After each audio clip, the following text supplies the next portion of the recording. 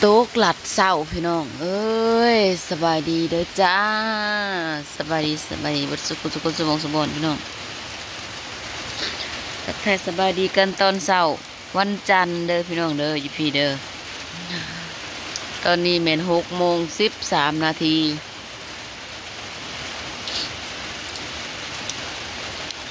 ตกอีกแล้วเตรียมข่าวพรรษากันพี่น้องเตรียมข่าวพรรษาทำบุญข่าวพรรษากันในวันพุธเด้อพี่น้องเด้อมือฮือเป็นมือข่าวพรรษา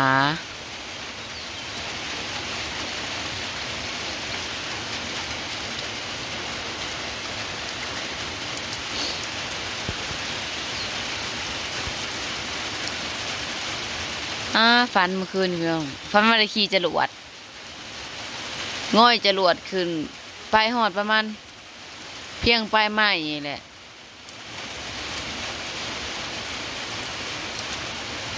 ถอยลงมาอ้าว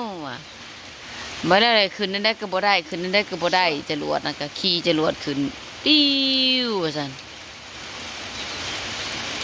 จะแม่นศาสตร์ดวงชะตาพี่น้องสิขึ้นก็บ่ขึ้นเนาะ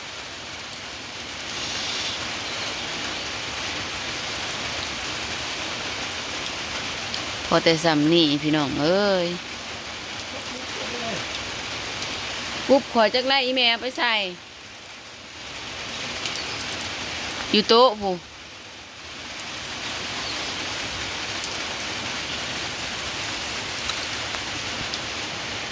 พันว่าได้ขี่จรวดขี่โยนก็แสดงว่าดวงชะตาขึ้นเนาะพี่น้องคันเราขึ้นสูงแต่อันนี้ขึ้นไปประมาณเพียงปลายไม้นี่แหละกลับลงมาว่าซั่นลมมันบบอันนั้นหลายคนถาเบิงเฮาสิขึ้นจรวดนะหลายคนถาเบิงหลายคนก็จนผิดหวังพี่น้องผิดหวังหรือว่าสิมีคนผิดหวังในโตเฮาบ่วะ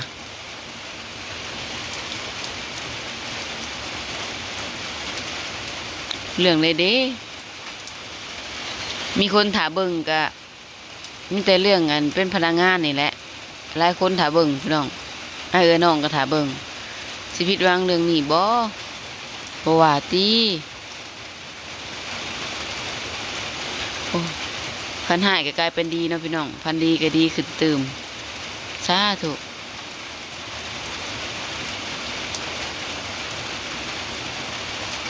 เว้าบ่ได้ขึ้นน้อยหนึ่งความฝันขึ้นน้อยหนึ่งดวงขึ้นหลายก็มีเนาะ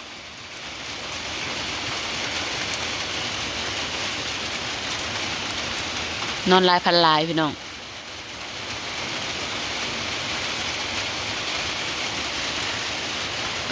บรรยากาศฝนตกให้กระสีดเขาไปวันเสาร์มื้อนี้ฝนตกสิบ่ล่างออกกดบ่เนาะน้ำยา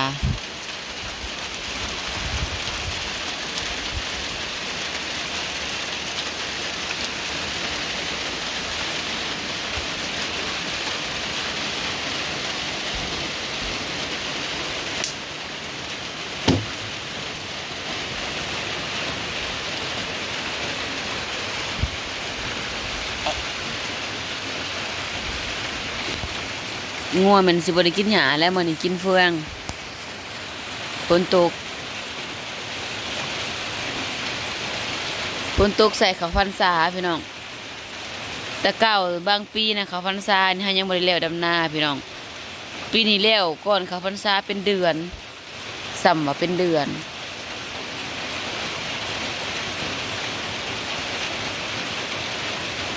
วันที่1 สิงหาก็เป็นวันเกิดหมู่ทิตา6 ปีเลยนี่พี่น้องโอ้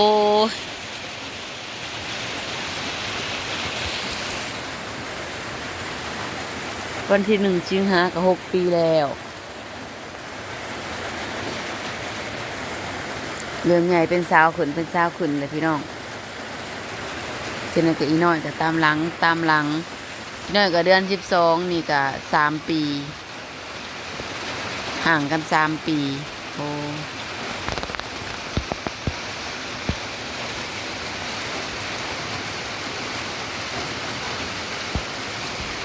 ขังแดดขังฝนให้ตู้สักผ้าแล้วก็ให้รถไถ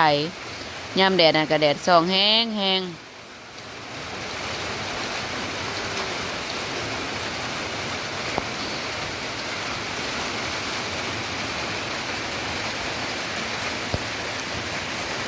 จักตกจักโมง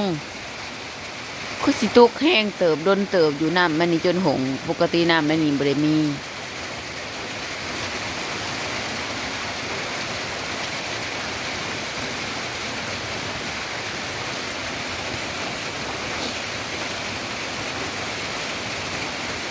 ฝนตกห้ามบ่จอยไปเวียก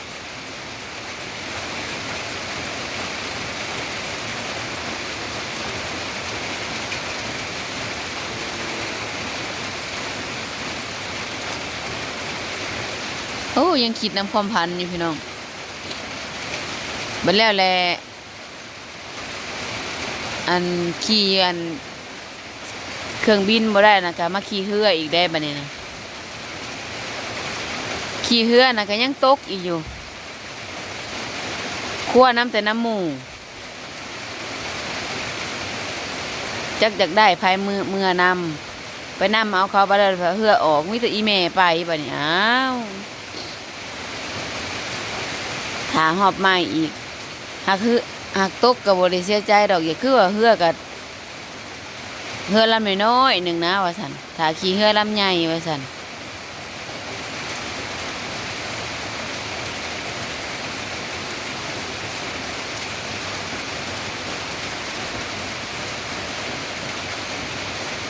ถ้าขี่เฮือลำใหญ่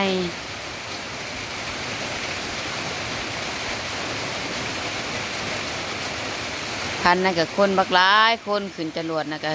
ตัวเองขึ้นก้อนมุงว่าสัน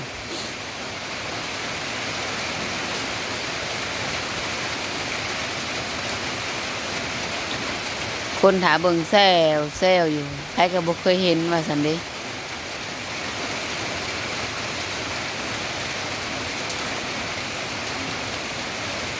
สมาพันธ์เป็นล่างแบบสิวะ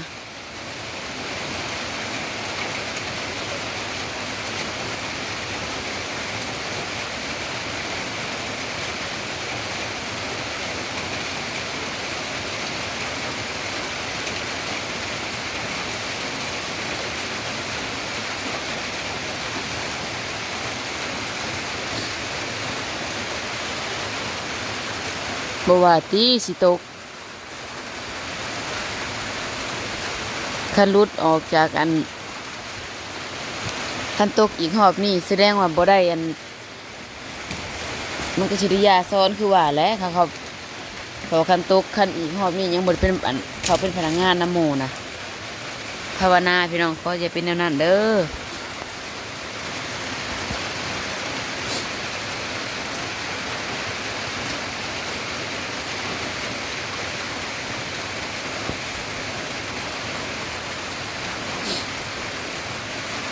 คนลิ้นยัง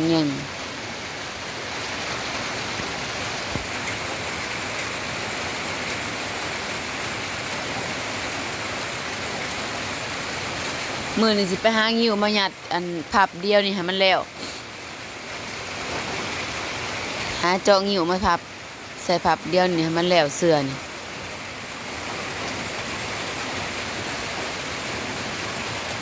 ก็สิไปเอาอยู่ใส่แหละหาเสื้อเก่ายายพุ่นละบัดนี้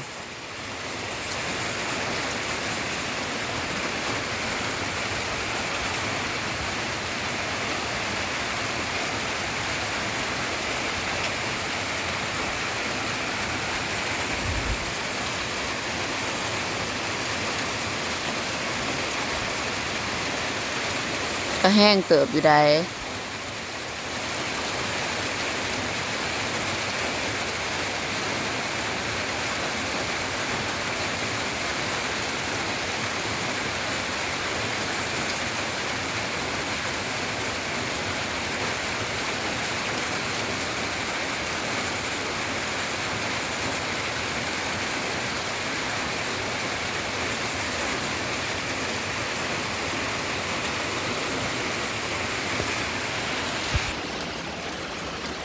ปีนี้มัน8-2 หนพี่น้องก็เลยดำนาแล้วไว้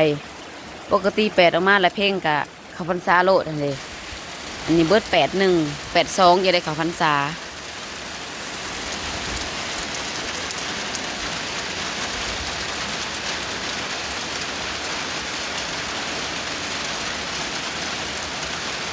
เอาบรรยากาศสำนีไปก่อนเด้อเพื่อนเด้อฝากเพิ่งฝากส้มฝากเป็นกำลังใจด้วยจ้าส้มคลิปแต่ต้นจนจบบอกขามโฆษณาเพื่อเพิ่มและได้ให้แน่เด้อขอบคุณพี่น้องพ่อยเบิ่งคลิปจบเบิ่งโฆษณาให้กะหายอยู่ดีมีเฮงให้ร่ำให้รวยเด้อคิดสิ่งใดก็ขอให้ได้สมความมุ่งมั่นปรารถนาพี่น้องสุขสมหวังกับบ่สุขทุกคนเด้อไปสิเบิ่งคลิปให้เด้อ